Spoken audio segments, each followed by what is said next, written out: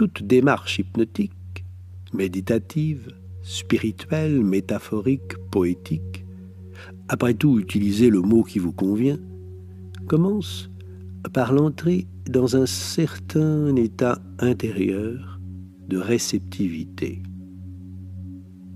Savez-vous qu'il existe une question qui nous amène automatiquement dans un état hypnotique profond quand on se la pose?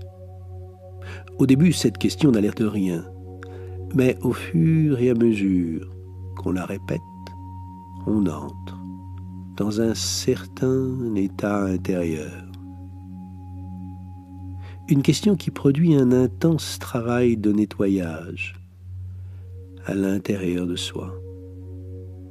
Si vous craignez d'entrer dans un profond état intérieur, alors n'écoutez pas cette question. Ne la laissez surtout pas tourner en boucle en vous, comme une spirale hypnotique. Car plus vous allez la poser, et plus vous allez entrer dans un certain état intérieur. Un état qu'on définit parfois par les mots état hypnotique, méditation profonde, rêverie intense, transe. Mais en fait, qu'importe les mots. Une simple question, en 3 mots. Oui, seulement 3 mots, pour provoquer le phénomène hypnotique. Ce qui est marrant, c'est que plus on résiste à cette question, et plus paradoxalement, elle nous entraîne au plus profond de nous-mêmes et de plus en plus profondément. Là où il est si agréable d'aller quand on a cessé de vouloir, ce qui n'est pas vraiment utile pour nous.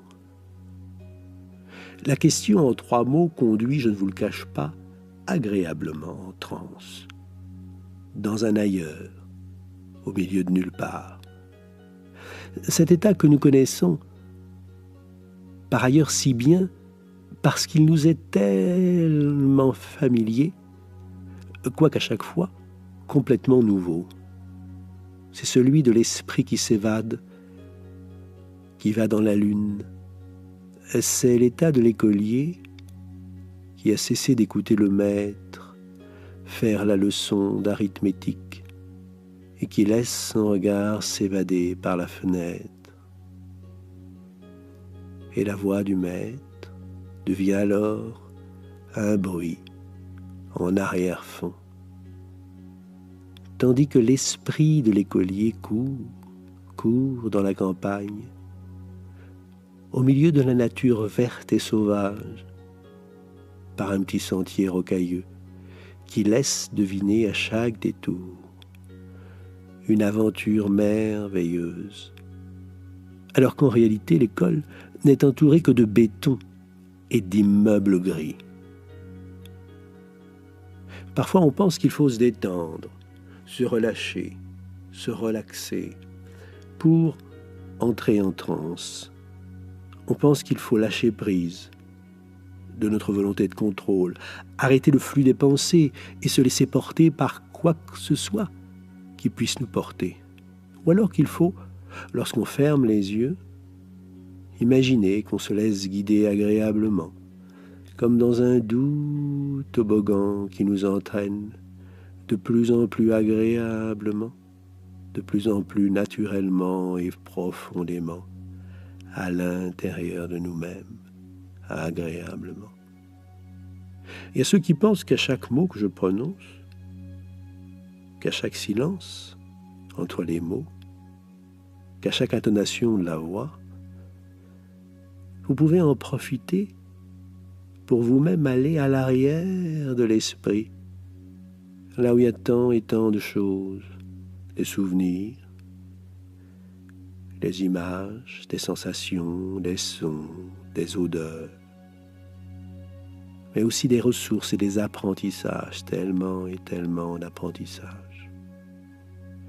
Il y a ceux qui pensent enfin que je vais leur demander de fixer un point juste devant eux à 20-30 degrés, au-dessus de l'horizon. Et je vais leur dire qu'ils peuvent percevoir des couleurs, des zones plus ou moins sombres ou lumineuses, qu'en fait il y a toujours des zones plus ou moins sombres et lumineuses, des couleurs, des formes devant soi. Ou ceux qui vont imaginer que je vais leur demander d'écouter le son de ma voix plus précisément, mais en fait, vous le faites déjà, et je n'ai pas besoin de vous demander quoi que ce soit. Je n'ai pas besoin de vous demander si vous sentez par exemple votre langue dans votre bouche. Même si vous l'avez senti au moment même où j'ai prononcé cette phrase, et même si vous pouvez alors constater que mes mots peuvent avoir un impact sur votre perception, car avant que je vous parle de votre langue, vous ne la sentiez pas dans votre bouche. Et vous pouvez vous demander, à partir de quand vous allez à nouveau ne plus sentir votre langue dans votre bouche. Et vous n'avez certainement pas besoin de vous souvenir, d'oublier quoi que ce soit. Parce que vous savez que vous allez à nouveau oublier que votre langue est dans votre bouche. Et vous pouvez oublier de sentir votre langue, car je sais déjà que vous savez que je le sais, et qu'en fait ça n'a absolument aucune importance. Je n'ai pas besoin de tout cela pour vous proposer un merveilleux voyage à l'intérieur de vous-même. Et vous pourrez ne retenir de ce voyage que ce qui vous convient, et uniquement ce qui vous convient. Pour que ce voyage soit pour vous riche d'enseignements. Et votre inconscient pourra choisir d'oublier ce qu'il n'est pas utile de retenir pour vous. Car votre inconscient sait faire des choses que vous ne savez pas faire consciemment. Essayez d'oublier volontairement la sensation de votre langue dans votre bouche. Plus vous allez vouloir l'oublier, et plus vous allez vous en rappeler. La seule chose que vous avez à faire, c'est de laisser faire. Et votre inconscient va vous faire oublier la sensation de votre langue dans votre bouche, comme la réponse à une question qu'on a sur le bout de la langue, sans pouvoir totalement l'exprimer. Simplement laissez faire. Laissez faire le mouvement. Laissez faire le mouvement naturel de la vie. Laissez faire le mouvement naturel de la vie qui est en nous et qui ne demande qu'à surgir au détour d'une question. Mais au fait, quelle est cette question ? Elle tient en 3 mots et paraît vraiment être très peu de choses. Ce genre de question insignifiante par nature, mais c'est là son piège. Elle n'a l'air de rien, et pourtant va vous saisir et vous emporter dans son monde. Le même monde que celui où va l'écolier, qui tout seul, sans l'aide de personne, a réussi à s'évader de l'univers gris dans lequel on l'avait enfermé. Ainsi va la vie, qui pousse sur une route goudronnée et laisse émerger une petite pointe verte et colorée, une fleur en croissance qui défie de sa fragile tranquillité l'asphalte et les véhicules bruyants qui tournent autour de la rocade encombrée. 3 mots pour une question, la voici. Qui suis-je ? Il y a bien 3 mots et un point d'interrogation à la fin. C'est donc bien une question en 3 mots. Qui suis-je ? La question insidieuse ne me concerne pas moi précisément, mais elle me concerne aussi moi. Qui suis-je ? La question vous est posée à vous. Non pas de qui je suis moi, vous l'avez compris, je présume, mais de qui vous êtes vous, enfin de qui nous sommes finalement. Je pose la question à l'être humain que nous sommes, et j'attends une vraie réponse. Pas une réponse pour rire, qui serait une manière de ne pas répondre à quelque chose d'important. Posez-vous la question honnêtement. Qui êtes-vous ? Demandez-vous là maintenant et sans détour. Qui suis-je ? À cette question anodine en apparence, on répond souvent par son prénom et son nom. Est-ce que mon nom et mon identité, c'est ce que je suis ? Et si je changeais de nom et d'identité, est-ce que je disparaîtrais pour autant ? Mon nom et mon identité ne sont que des accessoires. Croire qu'ils sont moi, c'est me réduire à peu de choses. Je suis bien autre chose, et vous êtes bien autre chose. Nous sommes bien autre chose que notre nom et notre identité. Non? Est-ce que mon métier, ma position sociale, c'est ce que je suis? Mais pas plus que mon nom et mon identité. Ils ne sont que des accessoires. Je suis bien autre chose. Nous sommes bien autre chose qu'un métier ou qu'une position sociale. S'ils disparaissent, je serai toujours là, vous serez toujours là, nous serons toujours là. Est-ce que mes biens, ma voiture, mon téléphone, c'est ce que je suis? Ben pas plus, ils ne sont encore que des accessoires. Je suis bien autre chose. Vous êtes bien autre chose, nous sommes bien autre chose que nos biens. Et s'ils disparaissent, nous serons toujours là. Est-ce que mes parents, mes enfants, mes amis, c'est moi? Ce sont des proches, mais ce n'est pas moi, évidemment. Mais si je pense que mon nom, mon métier, ma position sociale, mes biens, mes proches, c'est moi, alors je suis une illusion. Heureusement, ce n'est pas moi. Ce que je suis est ailleurs. Oui, mais où? Est-ce que les mots me manquent pour dire qui je suis? Lorsqu'on m'a retiré mon nom, ma position sociale, mon métier, mes biens, mes proches, qui ne sont pourtant pas moi. Pourquoi ai-je parfois l'impression que sans mon nom, sans mon métier, sans mes biens, sans mes proches, je ne suis rien, en fait? Qui suis-je? Suis-je... Mais l'aurais-je oublié? Suis-je quelque chose sur le bout de la langue que j'ai oublié? On pourrait me définir par un mot général, comme un Français, un Européen, un être humain. Mais c'est encore un mot, un accessoire linguistique. Mais ce n'est pas encore suffisamment moi. Qui suis-je? Puis-je répondre à cette question sans tomber dans l'illusion, dans la croyance réductrice, dans le conditionnement social, dans la généralité vide de sens? Qui suis-je? Est-ce que ce sont uniquement les autres qui me définissent? Est-ce que je n'existe que pour leur plaire ou leur faire plaisir? Être à la hauteur d'une position sociale ou de biens qu'il faut absolument acquérir? Un nombre de likes sur des réseaux sociaux? Mais si c'est le cas, je ne suis qu'une marionnette dont on tire les ficelles.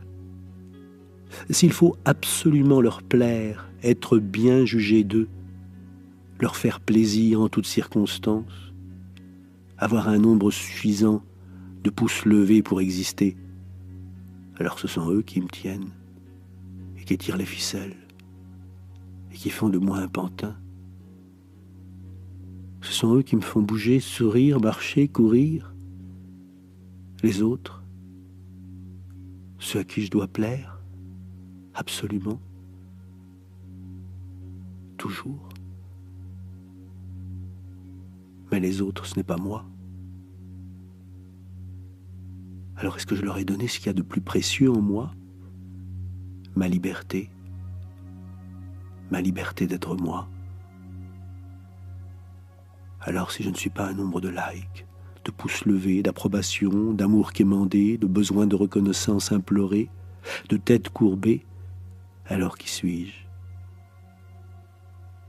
Qui suis-je? Qui suis-je? Peut-être que mon passé peut me donner des pistes, l'exploration de soi. Est-ce que ce n'est pas aller rechercher qui nous avons été pour comprendre qui nous sommes devenus?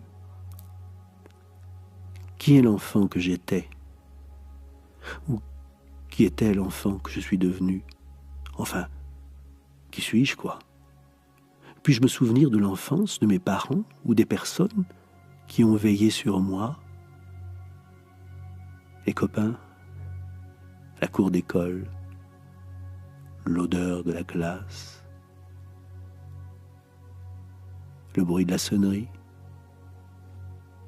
Puis-je me souvenir de mes premières rencontres, des premiers regards échangés, des premiers apprentissages, du cœur qui bat dans la poitrine à cause d'un sourire, des espoirs, des déceptions, des rêves et des voix.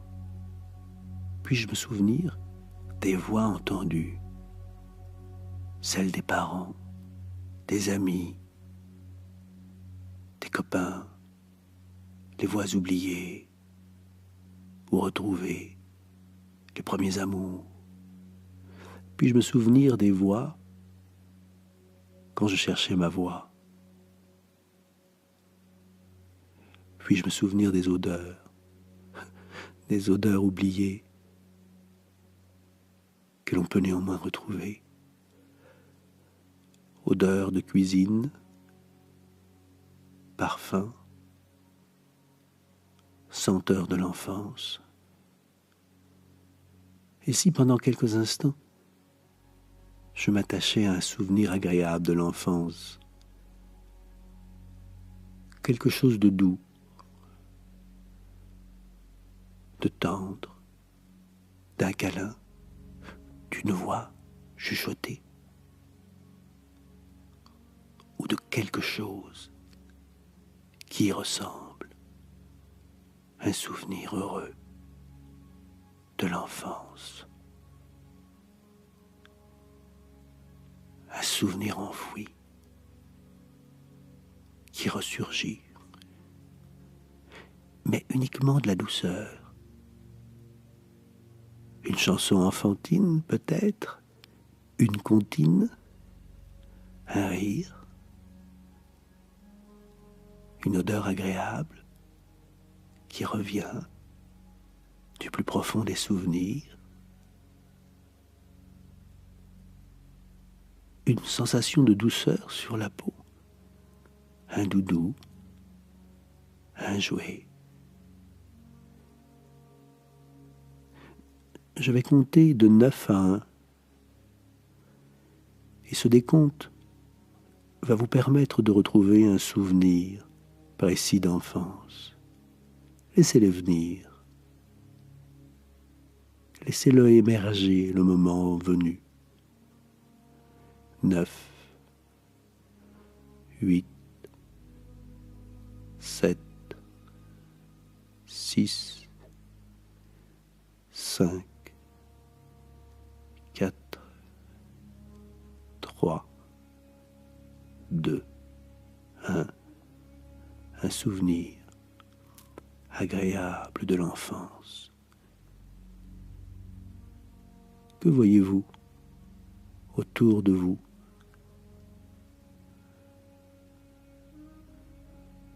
Voyez-vous vos mains d'enfant? Comment vous voyez-vous? Comment êtes-vous habillé? Que faites-vous?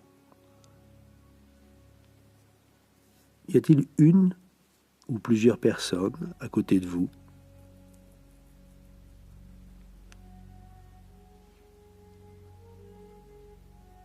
Qu'entendez-vous? Que ressentez-vous? Que faut-il explorer davantage dans ce souvenir?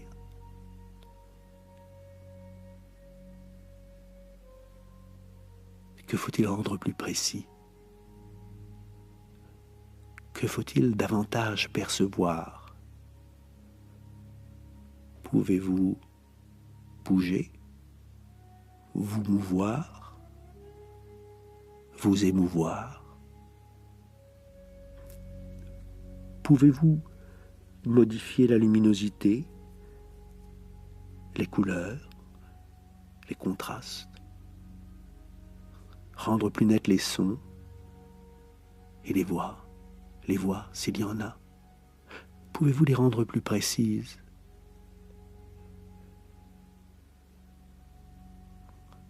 Avec votre regard d'enfant, que pouvez-vous comprendre et avec votre sagesse d'adulte d'ici et maintenant, pouvez-vous vous rendre dans cette scène du passé et dire à l'enfant que vous étiez, que vous l'aimez et que vous le protégez. Prenez quelques instants pour entrer en contact avec l'enfant que vous étiez, pour lui dire ce que vous avez à lui dire. Et n'oubliez pas de lui laisser du courage et de l'espoir quand ce sera terminé. Et qu'il sera temps pour vous de repartir.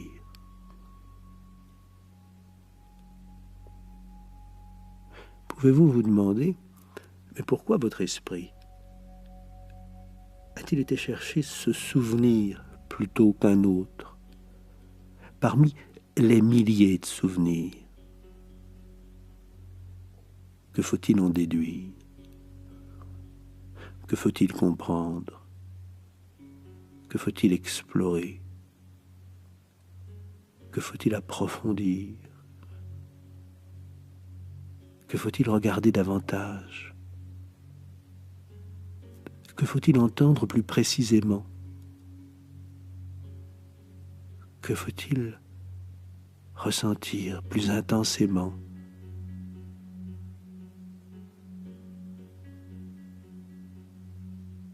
Mais je ne suis pas mon passé. Même si mon passé peut souvent me permettre de comprendre ce que je veux obtenir de la vie, les erreurs que je dois réparer, les traumatismes que je dois transformer en apprentissage.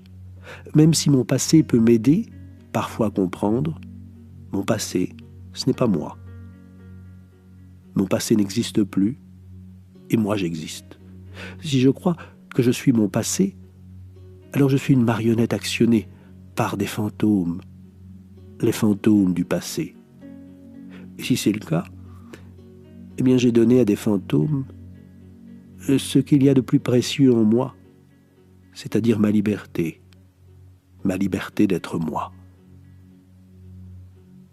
Je ne suis pas un nom, je ne suis pas un métier, je ne suis pas une position sociale, je ne suis pas une voiture, je ne suis pas un appartement ou une maison, je ne suis pas un téléphone, je ne suis pas un ordinateur, je ne suis pas un fantôme du passé, je ne suis pas un nombre de likes ou de pouces levés.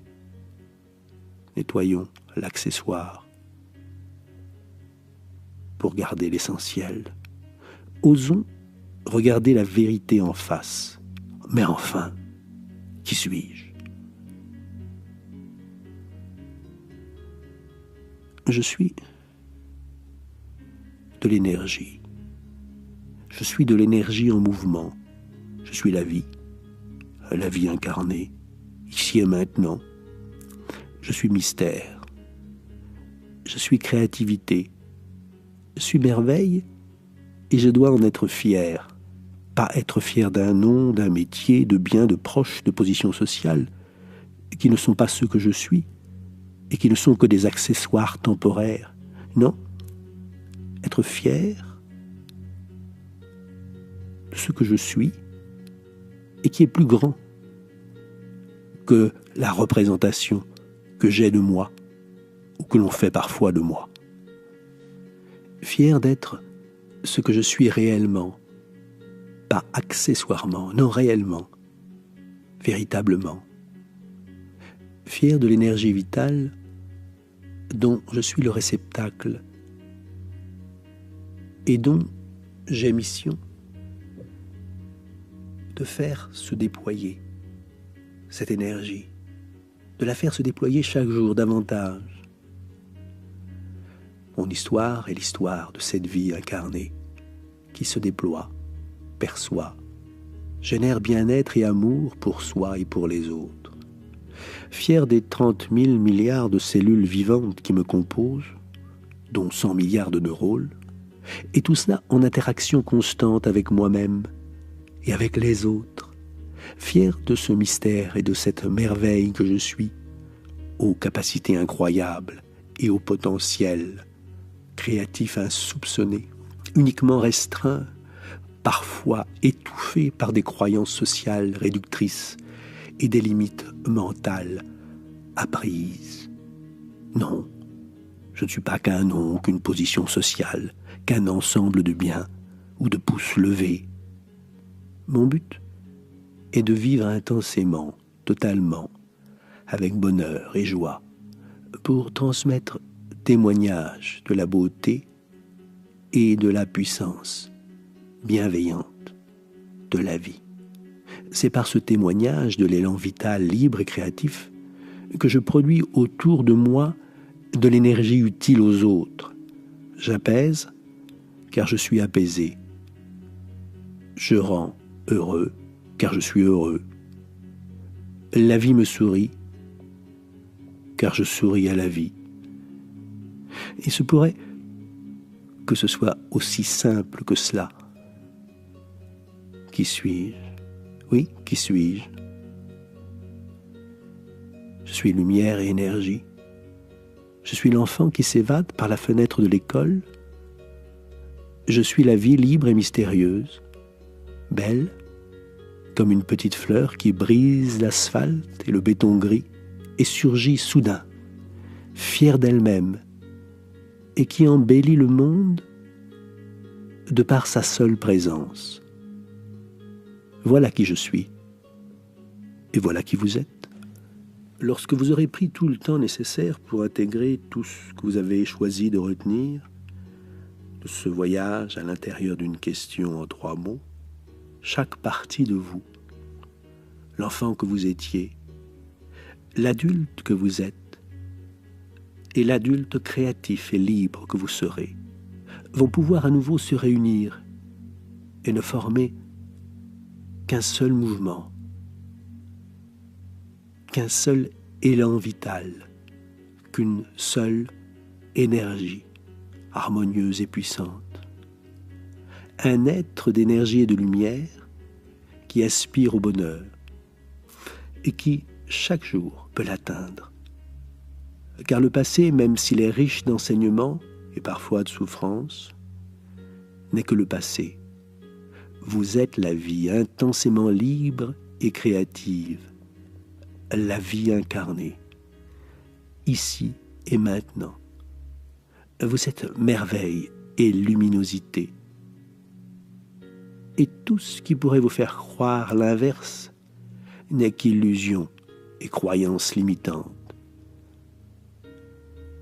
Si ces croyances limitantes ou ces illusions ont parfois fait de vous des marionnettes, au service des autres ou au service illusoire des fantômes du passé, vous avez le pouvoir de briser ici et maintenant et instantanément tous les fils, toutes les chaînes qui vous emprisonnent.